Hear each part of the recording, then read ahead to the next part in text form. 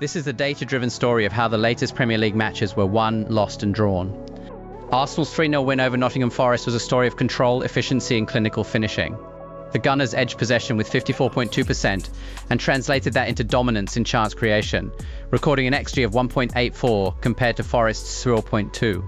Arsenal fired 16 shots, 5 on target, and created 3 big chances, one of which struck the woodwork, while Forest managed only 5 shots all game with just 1 testing the keeper. In midfield control, Arsenal completed 478 passes at 87% accuracy and had 38 touches in the opposition box, showing their sustained territorial pressure, while Forest, despite 409 passes, struggled to progress into dangerous areas with just 14 touches in Arsenal's box. Defensively, Forest were busy, making 19 clearances compared to Arsenal's 15, but Arsenal's backline won 85% of their tackles, cutting off transitions efficiently. Physically, Arsenal's pressing and movement were relentless, covering 117.44 kilometers versus Forest's 110.27 kilometers, and winning 44 duels to Forest's 32. Even discipline reflected the intensity. Both sides picked up a yellow card, but Arsenal committed fewer fouls, 8 to Forest's 11. Overall, Arsenal's blend of controlled possession, efficient pressing and sharper execution in attack ensured a comfortable and deserved victory. Bournemouth's 2-1 win over Brighton was a display of direct efficiency and defensive resilience.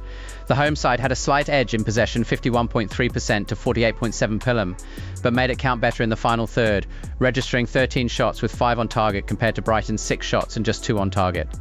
Both sides created 1 clear-cut chance each, but Bournemouth's finishing and a composed penalty made the difference. In terms of XG, Bournemouth edged at 1.45 to 0.62, underlining their sharper chance quality. Defensively, both teams were almost identical, 35 clearances each, 7 blocks apiece, but Brighton had more interceptions, 6 to 3, reflecting their attempt to disrupt transitions. Bournemouth, however, were more clinical in duels, winning 51 compared to Brighton's 55, but dominating aerially with 17 wins to Brighton's 9. Physically, Bournemouth also covered slightly more ground, 112.13 kilometers versus 110.54 kilometers, showing the work rate required to hold on to their lead. Discipline was scrappy on both ends with 4 yellow cards each, but Bournemouth conceded more fouls, 16 to Brighton's 10, suggesting their defensive aggression played a role in breaking Brighton's rhythm. Overall, it was a game of fine margins, where Bournemouth's greater efficiency in front of goal and resilience under pressure secured the 3 points. Crystal Palace and Sunderland played out a tense 0-0 draw, a match that showcased Palace's dominance in possession and chance creation against Sunderland's defensive resilience and goalkeeper heroics. Palace controlled 55.9% of the ball and generated an XG of 1.77 compared to Sunderland's 0.36, underlining their superiority in attack. The home side fired 14 shots, 6 on target, and created the game's only big chance, while Sunderland failed to register a single shot on target from their 6 attempts. Palace's build-up play was steady, completing 491 passes at 84% accuracy and making 21 touches in the opposition box, but Sunderland stood firm with 34 clearances and 6 crucial saves to keep them out. Defensively, Sunderland also edged duels 53 to 33 and aerial battles 21 to 14, showing their grit in protecting the box. Physically, Palace covered slightly more ground, 111.36 kilometers to 108.47 kilometers, but Sunderland's energy was focused on absorbing pressure and countering through dribbling, where they excelled with 18 attempts and 11 successful take-ons compared to Palace's 2. In the end, Palace had the control and the chances, but Sunderland's compact shape and strong defensive work ensured they escaped Selhurst Park with a hard-earned point. Everton and Aston Villa played out a goalless draw that highlighted contrasting styles, Everton's relentless shot volume against Villa's compact defensive structure. Despite Villa edging possession at 51.7%, Everton were the more threatening side, producing 20 total shots and generating a strong XG of 2.08 compared to Villa's 0.54 from just 7 attempts. However, only 2 of Everton's efforts tested the keeper, showing a lack of precision in finishing. Villa, on the other hand, managed just a single shot on target all game but leaned heavily on defensive resilience, recording 19 clearances and 15 blocks to absorb pressure. The Toffees' attacking intent was clear with 46 touches in the opposition box versus Villa's 8, while also creating 3 big chances, yet they couldn't convert. Both teams mirrored each other in defensive commitment, each tallying 15 blocks, while Everton slightly edged duels 66 to 51 and aerial battles 20 to 17, reflecting their physical dominance.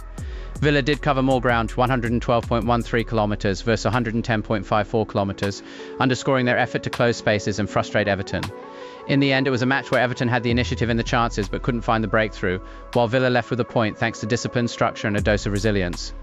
Fulham's narrow 1-0 victory over Leeds was a match defined by fine margins, with an own goal in stoppage time proving decisive.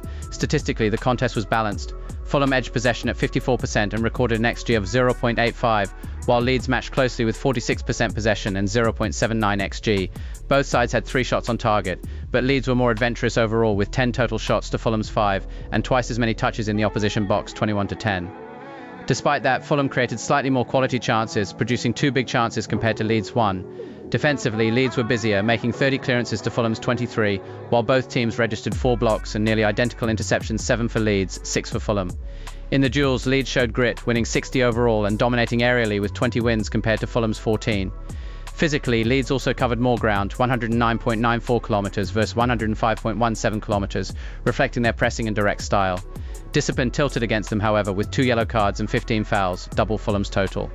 In the end, Leeds had more volume in attack, but Fulham's efficiency and late fortune saw them take all 3 points in a game that could easily have swung the other way.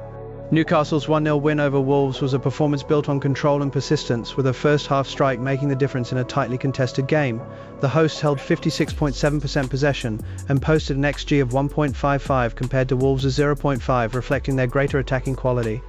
Newcastle attempted 16 shots to Wolves' 8, producing 4 on target and creating the game's only big chance, while Wolves tested the keeper 3 times but couldn't find a breakthrough. In terms of territory, Newcastle's 28 touches in the opposition box outnumbered Wolves' 22, showing their ability to sustain pressure. Wolves, however, defended stoutly with 34 clearances and 14 interceptions, doubling Newcastle in both categories, underlining their reactive setup. Physically, Newcastle outworked their opponents, covering 110.39 kilometres against Wolves' 105.82 kilometres, and dominated aerial duels with 22 wins to Wolves' 13. Duels on the ground were evenly contested, though Newcastle's pressing and higher energy tilted the midfield battles. Both sides saw strong goalkeeping displays with 3 saves apiece, but Newcastle's sharper use of possession and extra attacking intent were decisive. Ultimately, Wolves showed resilience, but Newcastle's balance of control, work rate and attacking edge secured a deserved 3 points. Tottenham's 3-0 away win over West Ham was a statement of dominance, both in possession and execution. Spurs controlled 64% of the ball and doubled West Ham's shot count 14-7, translating their control into efficiency with 5 shots on target and an XG of 1.29 compared to West Ham's 0.6. Set pieces and wide play were crucial, with Spurs delivering a massive 31 crosses and winning 13 corners, forcing West Ham into a deep defensive shell that produced 41 clearances. The Hammers did manage 10 touches in the opposition box, but Spurs overwhelmed them with 37, showing their superiority in territory and sustained pressure. Defensively, West Ham was stretched, registering more clearances but fewer interceptions, while Tottenham pressed high and recycled possession effectively. Physically, Spurs edged West Ham in dribbles 11 successful versus 6 and distance covered 108.04 kilometres to 99.9 kilometres, reflecting their sharper energy and intensity. The turning point came with discipline. West Ham's red card compounded their struggles, leaving them unable to cope with Spurs' control. In the end, Tottenham's mix of possession play, direct wide threat and clinical finishing sealed a comprehensive victory, while West Ham's reactive approach collapsed under sustained pressure. This Brentford vs Chelsea clash ended 2-2, and the stats tell the story of a classic low block vs high possession battle. Chelsea dominated the ball with 65.7% possession, nearly doubling Brentford's passes 570 to 284 and producing 16 shots compared to Brentford's 7. Yet the XG numbers reveal balance. Brentford slightly edged it at 1.43 to Chelsea's 1.25, showing that while the visitors had volume, Brentford's attacks were sharper and more efficient. Brentford leaned on direct play, completing 50 long passes at 56% and driving through 20 touches in the opposition box, merely half of Chelsea's 38 despite far less possession. Chelsea created more chances inside the box 3 vs 2 and registered twice as many through balls, reflecting their structured build-up, but Brentford's compact defence, 33 clearances, 8 blocks soaked up pressure effectively. Physically, Brentford outworked Chelsea, covering 110.01 kilometres and attempting 20 dribbles, with 11 successful, a key outlet for breaking pressure. Defensively, both sides were evenly matched in tackles and blocks, but Chelsea's greater interceptions 13 vs 6 showed their pressing edge. In the end, Brentford's resilience and efficiency in key moments, plus their ability to strike late, balanced out Chelsea's dominance in control and territory, making the draw a fair reflection of 2 contrasting styles colliding. Liverpool's 1-0 win over Burnley was a masterclass in dominance versus resistance, with the numbers painting a one-sided picture. The Reds monopolised possession with 81% and unleashed 27 shots compared to Burnley's 3, creating an XG of 2.65 against the hosts' meagre 0.13.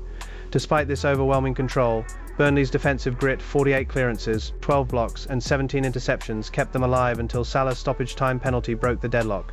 Liverpool's relentless wide play was evident in 44 crosses, though only 23% found their mark, while Burnley failed to complete a single cross.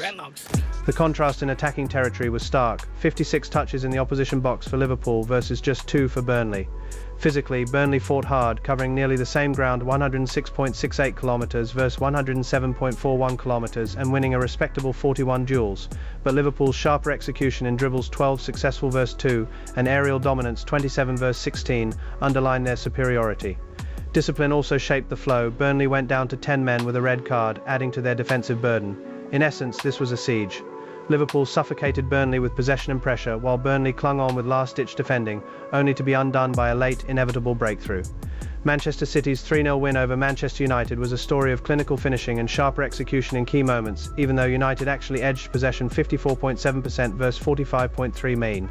City generated a higher XG 2.63 versus 1.52 complete, and showed their cutting edge with 13 shots, 6 on target, and 4 big chances created, turning pressure into goals through Foden's early strike and Haaland's ruthless second-half double. United produced a similar volume of shots, 12, but their accuracy let them down with only 2 on target and no big chances, highlighting a lack of incision despite territory. Defensively, United recorded more tackles, 15 versus 7, and interceptions, 13 versus 10, but City's backline was more effective in clearances, 33 versus 10, snuffing out danger before it developed.